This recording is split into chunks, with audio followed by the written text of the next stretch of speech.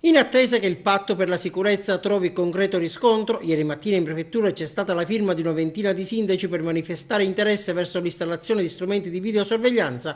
Il controllo del territorio agrigentino è affidato all'occhio sensibile, vigile e attento degli uomini e delle donne in divisa. A Santa Elisabetta i carabinieri hanno arrestato 3 nigeriani sorpresi mentre confezionavano dosi di hashish, circa 37, dal peso complessivo di 50 grammi, dentro un'abitazione dove sotto il tavolino sono saltati fuori anche 20 grammi di marijuana. Si tratta di 3 giovani di 24, 21 e 19 anni, in azione anche il cane Lego dell'unità cinofila che ha fiutato e trovato altra sostanza stupefacente. Rinvenute durante la perquisizione anche 245 euro ritenuti provento dell'attività di spaccio.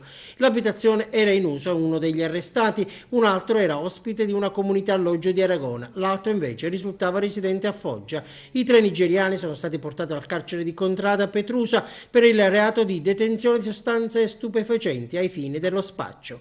E a Ribera, sempre i militari dell'Arma, hanno acciuffato 3 truffatori e denunciato altri 3 uomini nell'Agrigentino.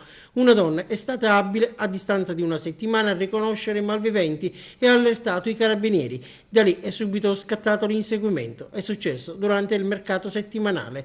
Dopo aver individuato i 3 soggetti, i militari che hanno agito in borghese si sono avvicinati, bloccati, sono stati subito identificati. I 3, tutti già con precedenti per truffa, residenti nel Palermitano, sono stati denunciati per truffa aggravata e continuata in concorso.